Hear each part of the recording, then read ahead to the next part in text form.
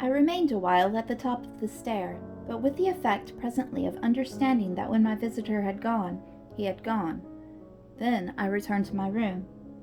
The foremost thing I saw there by the light of the candle I had left burning was that Flora's little bed was empty, and on this I caught my breath with all the terror that, 5 minutes before, I had been able to resist. I dashed at the place in which I had left her lying and over which, for the small silk counterpane and the sheets were disarranged, the white curtains had been deceivably pulled forward. Then my step, to my unutterable relief, produced an answering sound. I noticed an agitation of the window blind, and the child, ducking down, emerged rosily from the other side of it. She stood there in so much of her candor and so little of her nightgown, with her pink bare feet in the golden glow of her curls. She looked intensely grave, and I had never had such a sense of losing an advantage acquired, the thrill of which had just been so prodigious, as on my consciousness that she addressed me with a reproach. "You naughty! Where have you been?" Instead of challenging her own irregularity, I found myself arraigned and explaining. She herself explained, for that matter, with the loveliest, eagerest simplicity. She had known suddenly, as she lay there, that I was out of the room, and had jumped up to see what had become of me. I had dropped, with the joy of her reappearance, back into my chair, feeling then, and then only, a little faint, and she had pattered straight over to me, thrown herself upon my knee, given herself to be held with the flame of the candle full in the wonderful little face that was still flushed with sleep. I remember closing my eyes an instant, yieldingly, consciously, as before the excess of something beautiful that shone out of the blue of her own. "You were looking for me out of the window," I said. "You thought I might be walking in the grounds?" "Well, I thought someone was." She never blanched as she smiled out that at me. Oh, how I looked at her now. "And did you see anyone?" No." she returned almost, with the full privilege of childish inconsequence, resentfully, though with a long sweetness in her little drawl of the negative. At that moment, in the state of my nerves, I absolutely believed she lied. And if I once more closed my eyes, it was before the dazzle of the 3 or 4 possible ways in which I might take this up. One of these for a moment tempted me with such singular force that, to resist it, I must have gripped my little girl with a spasm that, wonderfully, she submitted to without a cry or a sign of fright. Why not break out at her on the spot and have it all over? Give it to her straight in her lovely little lighted face. You see, you know that you do, and that you already quite suspect I believe it. Therefore, why not frankly confess it to me, so that we may at least live with it together and learn, perhaps, in the strangeness of our fate, where we are and what it means?" This solicitation dropped, alas, as it came. If I could immediately have succumbed to it, I might have spared myself, well, you'll see what.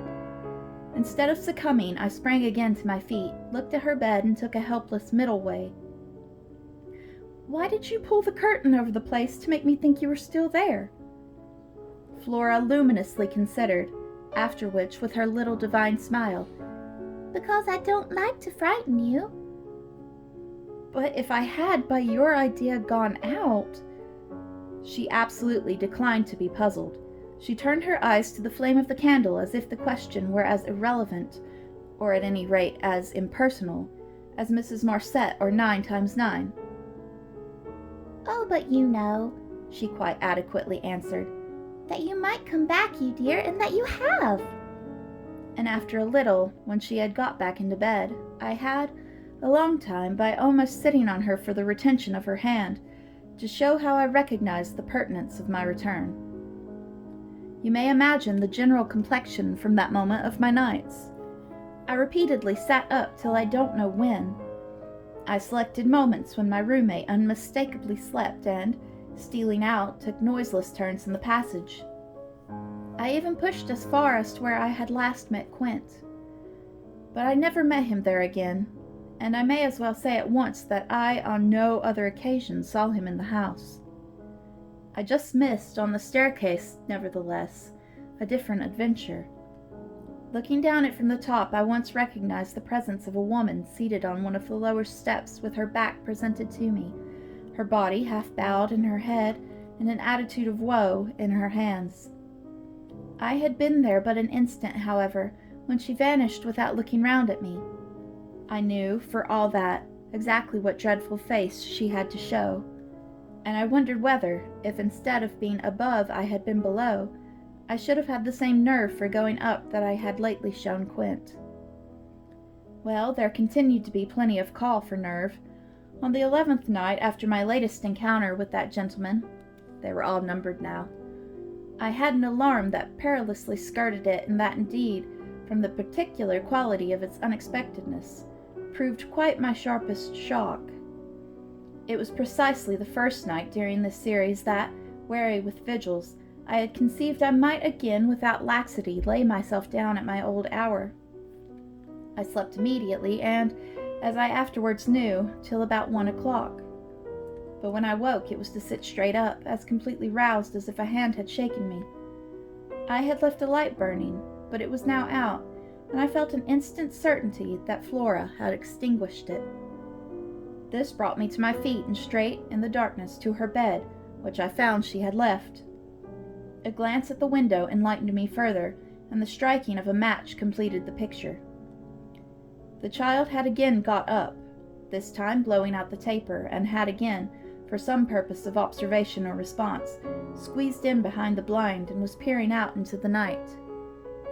That she now saw, as she had not, I had satisfied myself the previous time, was proved to me by the fact that she was disturbed neither by my re-illumination nor by the haste I made to get into slippers and into a wrap.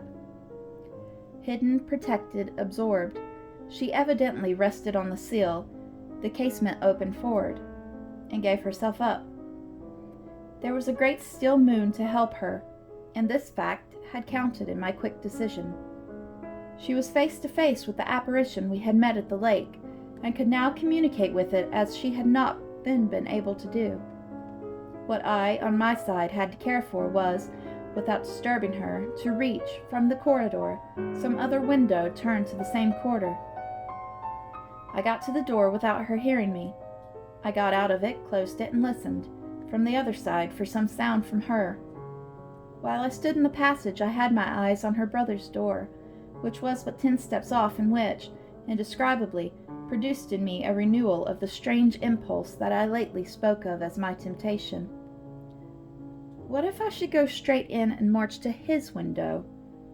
What if, by risking to his boyish bewilderment a revelation of my motive, I should throw across the rest of the mystery the long halter of my boldness? This thought held me sufficiently to make me cross to his threshold and pause again. I preternaturally listened. I figured to myself what might portentously be. I wondered if his bed were also empty, and he also secretly at watch. It was a deep, soundless minute, at the end of which my impulse failed. He was quiet. He might be innocent. The risk was hideous. I turned away. There was a figure in the grounds, a figure prowling from sight, the visitor with whom Flora was engaged. But it wasn't the visitor most concerned with my boy. I hesitated afresh, but on other grounds in only a few seconds. Then I had made my choice. There were empty rooms enough at Bly, and it was only a question of choosing the right one. The right one suddenly presented itself to me as the lower one, though high above the gardens, in the solid corner of the house that I have spoken of as the old tower. This was a large square chamber, arranged with some state as a bedroom, the extravagant size of which made it so inconvenient that it had not for years, though kept by Mrs. Gross in exemplary order, been occupied. I had often admired it, and I knew my way about in it. I had only, after just faltering at the first chill gloom of its disuse, to pass across it and unbolt in all quietness one of the shutters. Achieving this transit, I uncovered the glass without a sound, and, applying my face to the pane, was able, the darkness without being much less than within, to see what I commanded the right direction. Then I saw something more. The moon made the night extraordinarily penetrable, and showed me on the lawn a person, diminished by distance, who stood there motionless and as if fascinated, looking up to where I had appeared. Looking, that is, not so much straight at me as at something that was apparently above me. There was clearly another person above me. There was a person on the tower.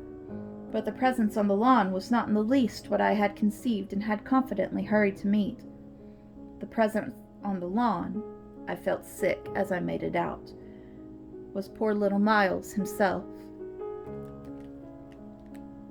It was not till late next day that I spoke to Mrs. Gross, the rigor with which I kept my pupils in sight making it often difficult to meet her privately, the more as we each felt the importance of not provoking, on the part of the servants quite as much as on that of the children, any suspicion of a secret flurry or of a discussion of mysteries. I drew a great security in this particular from her mere smooth aspect. There was nothing in her fresh face to pass on to others the least of my horrible confidences. She believed me, I was sure, absolutely. If she hadn't, I don't know what would have become of me, for I couldn't have borne the strain alone.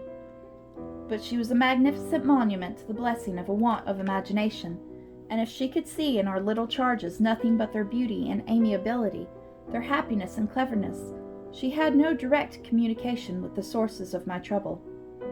If they had been at all visibly blighted or battered, she would doubtless have grown, on tracing it back, haggard enough to match them. As matters stood, however, I could feel her, when she surveyed them with her large white arms folded and the habit of serenity in all her look, thank the Lord's mercy that if they were ruined the pieces would still serve. Flights of fancy gave place, in her mind, to a steady fireside glow, and I had already begun to perceive how, with the development of the conviction that, as time went on without a public accident, our young things could, after all, look out for themselves, she addressed her greatest solicitude to the sad case presented by their deputy guardian. That, for myself, was a sound simplification. I could engage that, to the world, my face should tell no tales. But it would have been, in the conditions, an immense added worry to find myself anxious about hers. At the hour I now speak of, she had joined me, under pressure, on the terrace, where, with the lapse of the season, the afternoon sun was now agreeable, and we sat there together, while before us and at a distance, yet within call if we wished, the children strolled to and fro in one of their most manageable moods. They moved slowly, in unison, below us, over the lawn, the boy as they went reading aloud from the storybook and passing his arm round his sister to keep her quite in touch. Mrs. Gross watched them with positive placidity.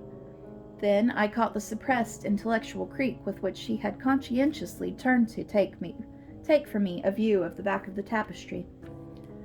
I had made her a receptacle of lurid things, but there was an odd recognition of my superiority, my accomplishments and my function, and her patience under my pain.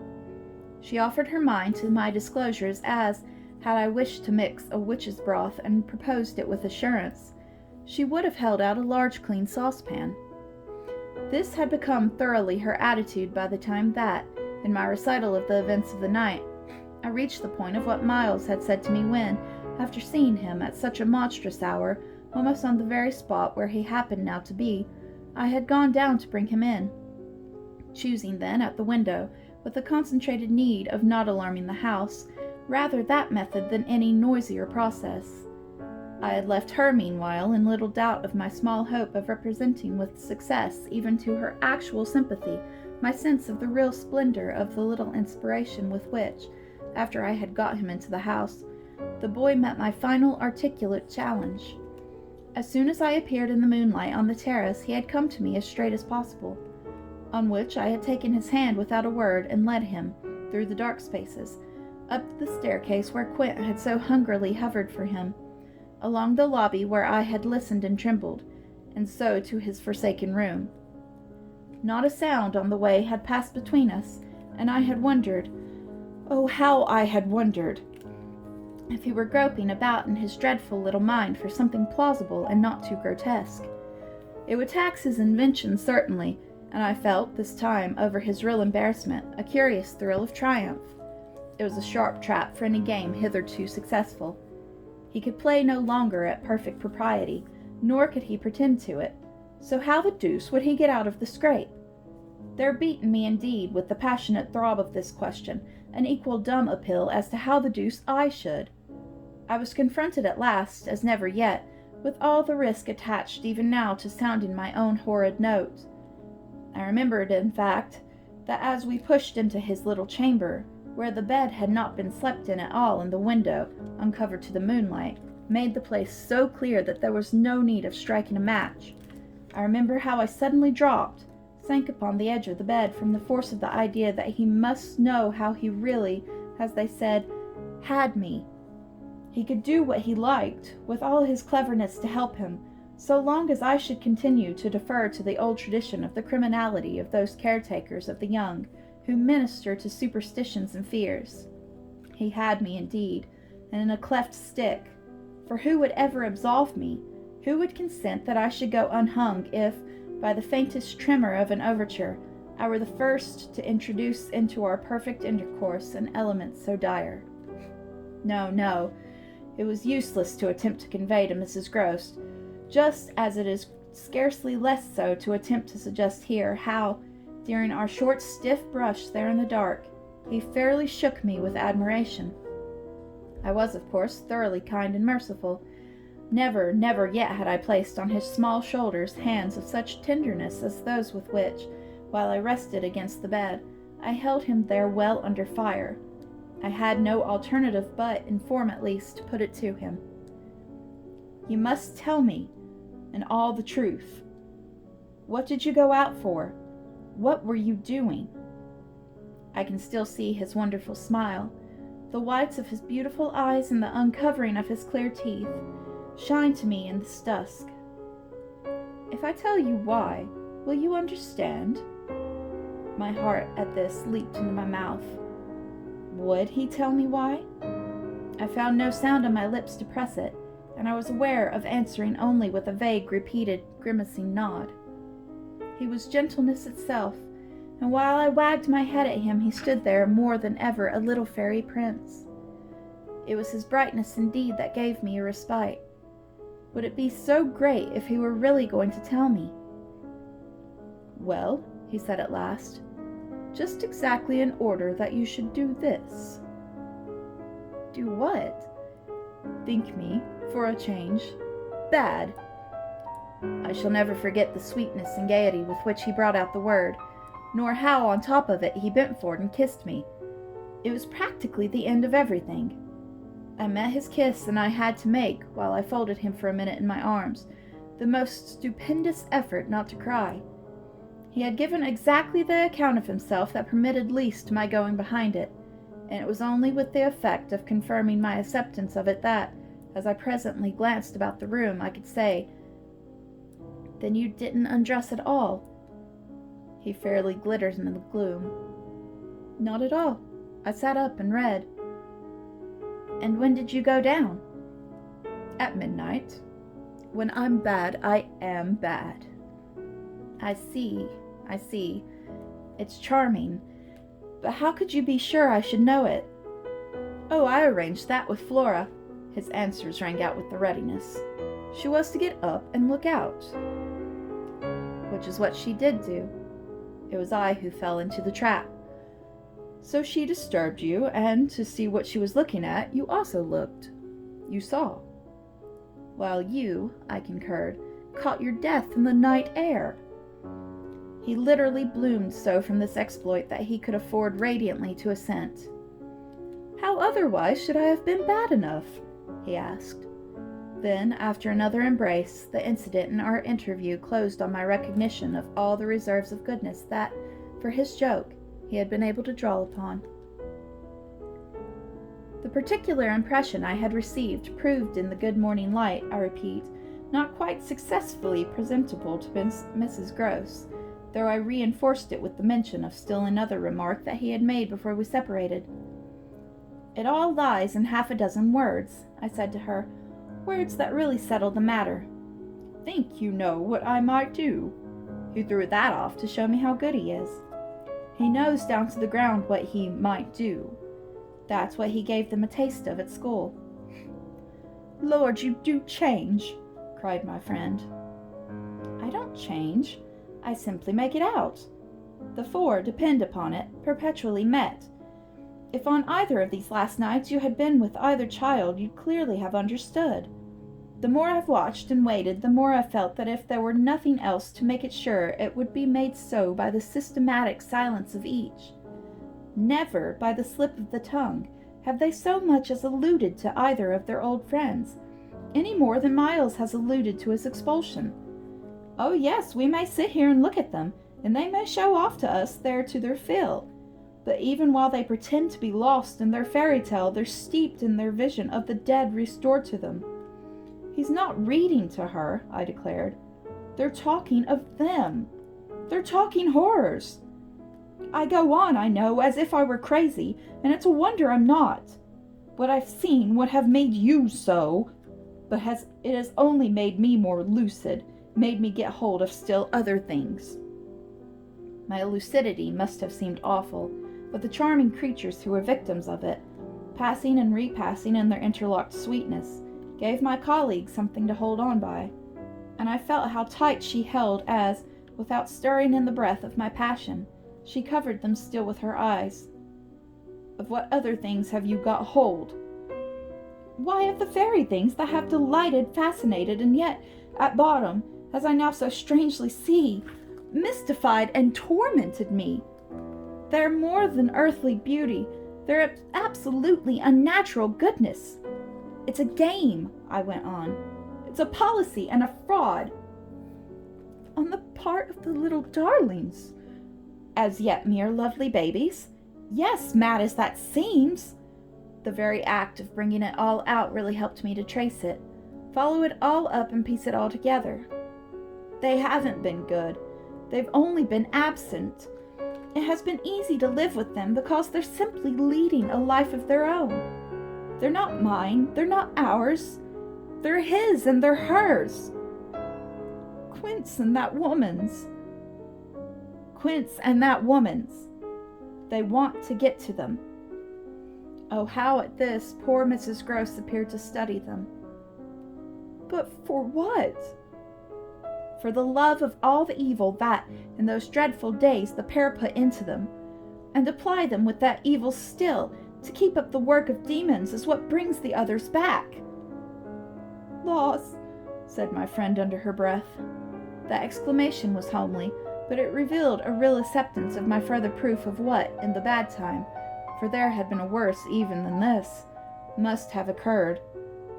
There could have been no such justification for me as the plain assent of her experience to whatever depth of depravity I found credible in our brace of scoundrels.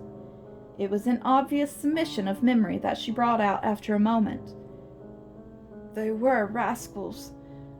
Well, what can they do now? She pursued. Do? I echoed so loud that Miles and Flora, as they passed at their distance, paused an instant in their walk and looked at us. Don't they do enough? I demanded in a lower tone, while the children, having smiled and nodded and kissed hands to us, resumed their exhibition. We were held by it a minute. Then I answered, They can destroy them. At this my companion did turn, but the appeal she launched was a silent one, the effect of which was to make me more explicit. They don't know as yet quite how, but they're trying hard. They've seen only across, as it were, and beyond, in strange places and on high places, the top of towers, the roof of houses, the outside of windows, the further edge of pools.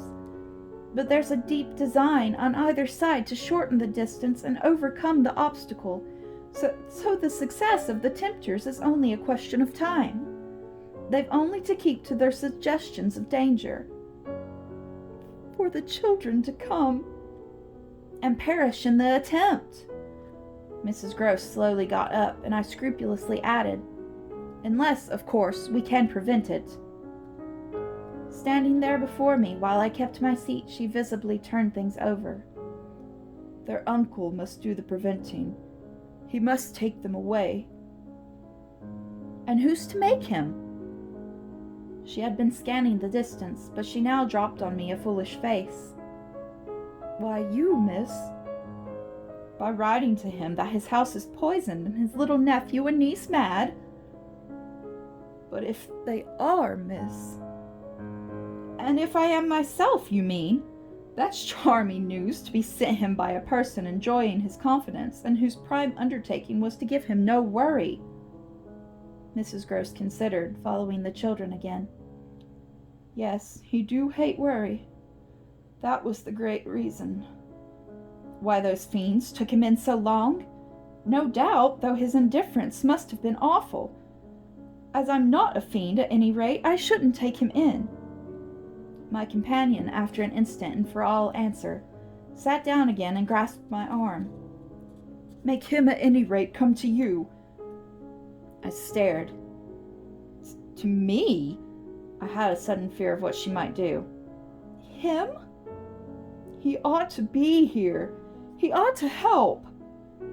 I quickly rose, and I think I must have shown her a queerer face than ever yet. You see me asking for a visit?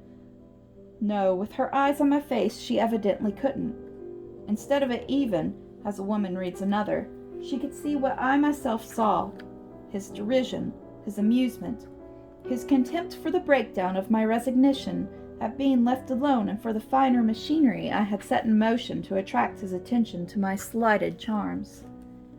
She didn't know, no one knew, how proud I had been to serve him and to stick to our terms. Yet she none the less took the measure, I think, of the warning I now gave her. If you should so lose your head as to appeal to him for me— She was really frightened. Yes, miss. I would leave on the spot, both him and you. It was all very well to join them, but speaking to them proved quite as much as ever an effort beyond my strength. Offered in close quarters difficulties as insurmountable as before. This situation continued a month, and with new aggravations and particular notes, the note above all, sharper and sharper, of the small ironic consciousness on the part of my pupils. It was not, I am as sure today as I was sure then, my mere infernal imagination.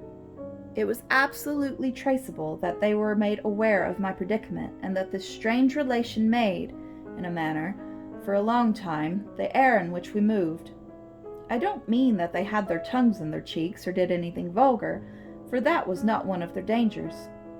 I do mean, on the other hand, that the element of the unnamed and untouched became, between us, greater than any other, and that so much avoidance couldn't have been made successful without a great deal of tacit arrangement. It was as if, at moments, we were perpetually coming into sight of subjects before which we must stop short, turning suddenly out of alleys that we perceived to be blind, closing with a little bang that made us look at each other, for, like all bangs, it was something louder than we had intended, the doors we had indiscreetly opened. All roads lead to Rome, and there were times when it might have struck us that almost every branch of study or subject of conversation skirted forbidden ground. Forbidden ground was the question of the return of the dead in general, and of whatever, in especial, might survive for memory of the friends little children had lost. There were days when I could have sworn that one of them had, with a small invisible nudge, said to the other, "She thinks she'll do this for time, but she won't." To do it would have been to indulge, for instance, and for once in a way, in some direct reference to the lady who had prepared them for my discipline. They had a delightful, endless appetite for passages in my own history to which I had again and again treated them. They were in possession of everything that had ever happened to me, had, with every circumstance, the story of my smallest adventures and of those of my brothers and sisters and of the dog and the cat at home, as well as many particulars of the whimsical bent of my father, of the furniture and arrangement of our house, and of the conversation of the old women in our village. There were things enough, taking one with another, to chatter about, if one went very fast and knew by instinct when to go round. They pulled with an art of their own the strings of my invention and my memory, and nothing else, perhaps, when I thought of such occasions afterwards, gave me so the suspicion of being watched from under cover.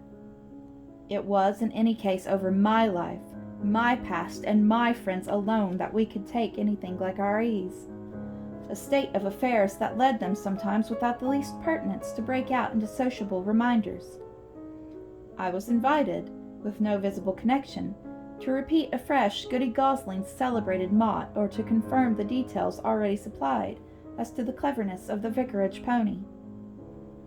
I was partly at such junctures as these, and partly at quite different ones, that, with the turn my manners had now taken, my predicament, as I have called it, grew most sensible. The fact that the days passed for me without another encounter ought, it would have appeared, to have done something toward soothing my nerves. Since the light brush that second night on the upper landing, of the presence of a woman at the foot of the stair, I had seen nothing, whether in or out of the house, that one had better not have seen. There was many a corner round which I expected to come upon Quint, and many a situation that, in a merely sinister way, would have favored the appearance of Miss Jessel. The summer had turned, the summer had gone. The autumn had dropped upon Bly and had blown out half our lights. The place, with its grey sky and withered garlands, its bared spaces and scattered dead leaves, was like a theatre after the performance, all strewn with crumpled playbills. There were exactly states of the air, conditions of sound and of stillness, unspeakable impressions of the kind of ministering moment that brought back to me, long enough to catch it, the feeling of the medium in which, that June evening out of doors, I had had my first sight of Quint, and in which, too, at those other instants, I had, after seeing him through the window, looked for him in vain in the circle of shrubbery. I recognized the signs, the portents. I recognized the moment, the spot. But they remained unaccompanied and empty, and I continued unmolested. If unmolested one could call a young woman whose sensibility had, in the most extraordinary fashion, not declined but deepened. I had said in my talk with Mrs. Gross on that horrid scene of Flora's by the lake, and had perplexed her by so saying, that it would from that moment distress me much more to lose my power than to keep it. I had then expressed what was vividly in my mind, the truth that, whether the children really saw or not, since, that is, it was not yet definitely proved, I greatly preferred, as a safeguard, the fullness of my own exposure. I was ready to know the very worst that was to be known. What I had then had an ugly glimpse of was that my eyes might be sealed just while theirs were most opened. Well, my eyes were sealed, it appeared, at present, a consummation for which it seemed blasphemous not to thank God. There was, alas, a difficulty about that. I would have thanked him with all my soul had I not had in a proportionate measure this conviction of the secret of my pupils. How can I retrace today the strange steps of my obsession? There were times of our being together when I would have been ready to swear that, literally in my presence, but with my direct sense of it closed, they had visitors who were known and were welcome. Then it was that, had I not been deterred by the very chance that such an injury might prove greater than the injury to be averted, my exultation would have broken out. They're here, you little wretches, I would have cried, and you can't deny it now. The little wretches denied it with all the added volume of their sociability and their tenderness, just in the crystal depths of which, like the flash of a fish in the stream, the mockery of their advantage peeped up. The shock had in truth sunk into me still deeper that I knew on the night when, looking out either for Quint or for Miss Jessel under the stars, I had seen there the boy over whose rest I watched, and who had immediately brought in with him, had straightway there turned on me, the lovely upward look with which, from the battlements above us, the hideous apparition of Quint had played.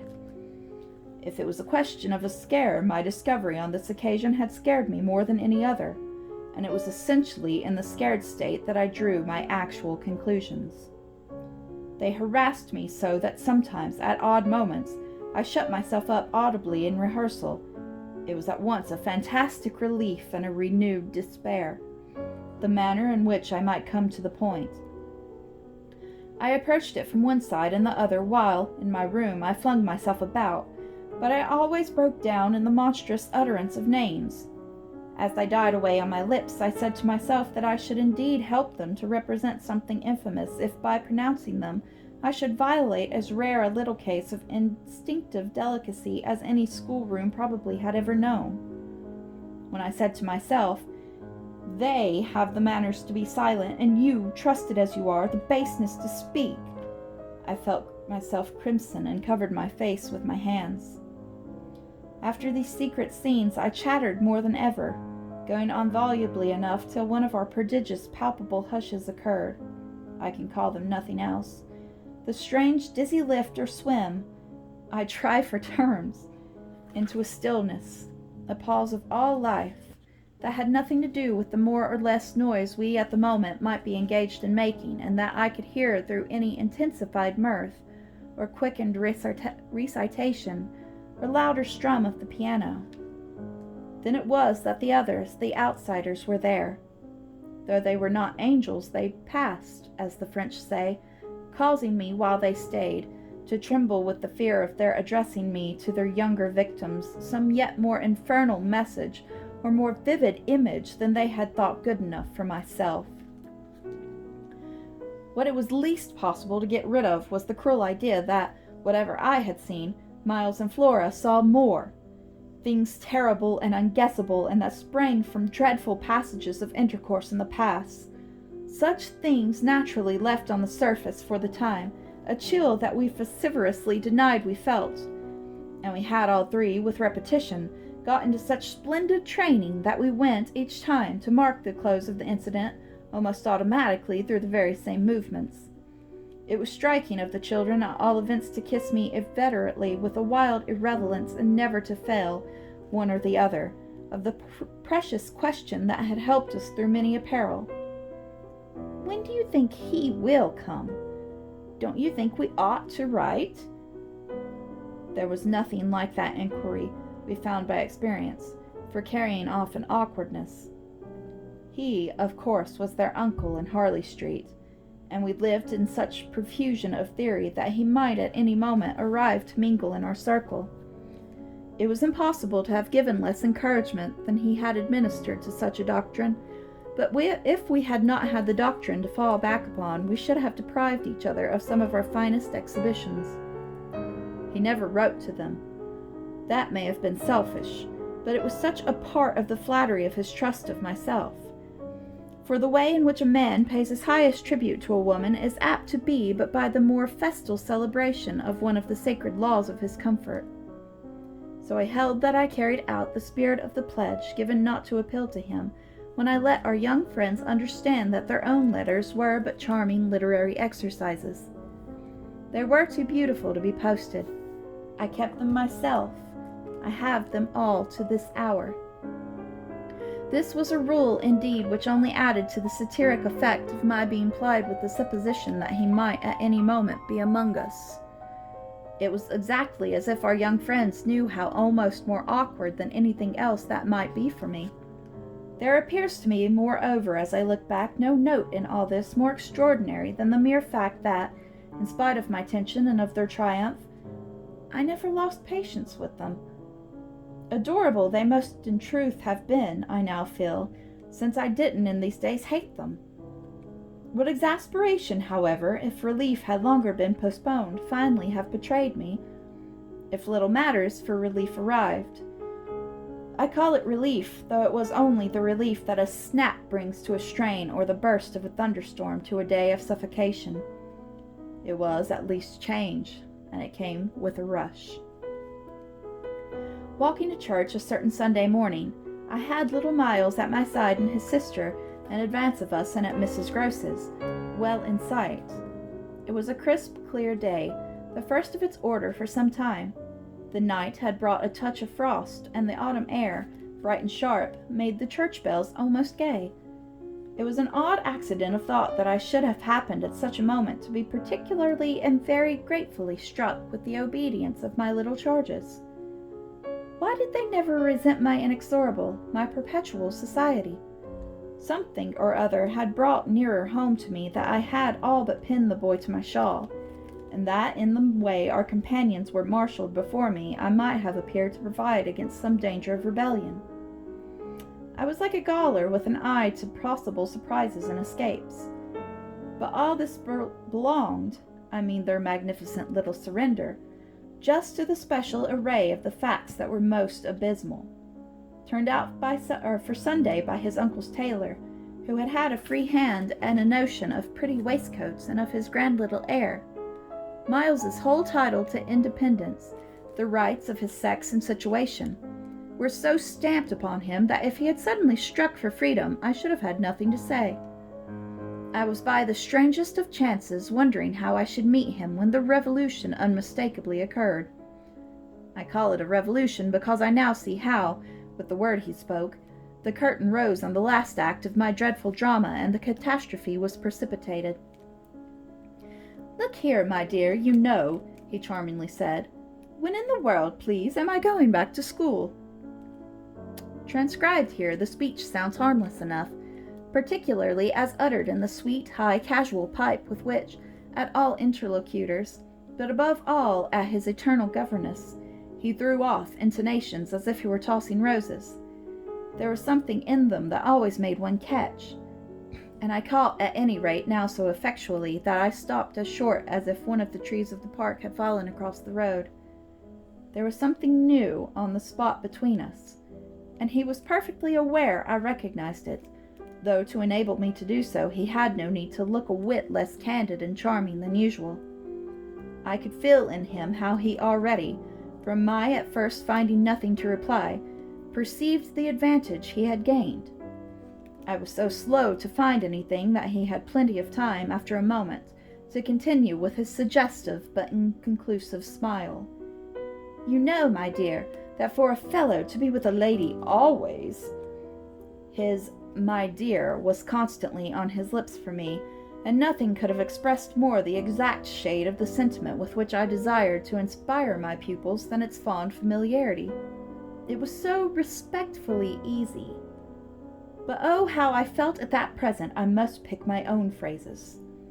I remember that, to gain time, I tried to laugh, and I seemed to see in the beautiful face with which he watched me how ugly and queer I looked.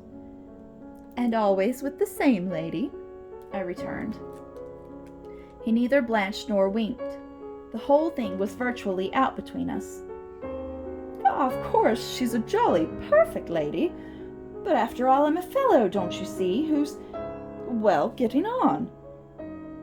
I lingered there with him an instant ever so kindly. "Yes, you're getting on." Oh, but I felt helpless. I have kept to this day the heartbreaking little idea of how he seemed to know and to play with it. "And you can't say I've not been awfully good, can you?" I laid my hand on his shoulder, for though I felt how much better it would have been to walk on, I was not yet quite able. "No, I can't say that, Miles. Except just that one night, you know." "That one night?" I couldn't look as straight as he. "Why, when I went out of the house." "Oh, yes, but I forget what you did it for." "You forget?" He spoke with the sweet extravagance of childish reproach. "Why, it was just to show you that I could." "Oh, yes, you could." "And I can again." I felt I might perhaps after all succeed in keeping my wits about me. "Certainly, but you won't." "No, not that again. It was nothing." "It was nothing," I said, "but we must go on." He resumed our walk with me, passing his hand into my arm. "Then when am I going back?" I wore, in turning it over, my most responsible air. "Were you very happy at school?" He just considered. "Oh, I'm happy enough anywhere." "Well then," I quavered, "if you're just as happy here—" "Ah, but that isn't everything. Of course, you know a lot." "But you hint that you know almost as much," I risked as he paused. "Not half I want to," Miles honestly professed. "But it isn't so much that." "What is it then?" "Well, I want to see more life." I see. We had arrived within sight of the church and of various persons, including several of the household of Bly, on their way to it and clustered about the door to see us go in. I quickened our step. I wanted to get there before the question between us opened up much further. I reflected hungrily that he would have for more than an hour to be silent, and I thought with envy of the comparative dusk of the pew and of the almost spiritual help of the hassock in which I might bend my knees. I seemed literally to be running a race with some confusion to which he was about to reduce me, but I felt he had got in first when, before we had even entered the churchyard, he threw out, "I want my own sort." It literally made me bound forward. "There aren't many of your own sort, Miles," I laughed. "Unless perhaps dear little Flora." "You really compare me to a baby girl?" This found me singularly weak. "Don't you then love our sweet Flora?" "If I didn't, and you too, if I didn't," he repeated, as if retreating for a jump, yet leaving his thoughts so unfinished that, after we had come into the gate, another stop, which he imposed on me by the pressure of his arm, had become inevitable. Mrs. Gross and Flora had passed into the church, the other worshippers had followed, and we were, for the minute, alone among the old thick graves. We had paused on the path from the gate, by a low oblong table-like tomb. "Yes, if you didn't." He looked, while I waited, about at the graves. "Well, you know what?" But he didn't move, and he presently produced something that made me drop straight down on the stone slab as if suddenly to rest. "Does my uncle think what you think?" I markedly rested. "How do you know what I think?" "Ah, well, of course I don't, for it strikes me you never tell me. But I mean, does he know?" "Know what, Miles?" "Why, the way I'm going on." I recognized quickly enough that I could make, to this inquiry, no answer that wouldn't involve something of a sacrifice to my employer. Yet it struck me that we were all, at Bly, sufficiently sacrificed to make that venial. "I don't think your uncle much cares." Miles, on this, stood looking at me. "Then don't you think he can be made to?" "In what way?" "Why, by his coming down." "But who will get him to come down?" "I will," the boy said with extraordinary brightness and emphasis. He gave me another look charged with that expression, and then marched off alone into church.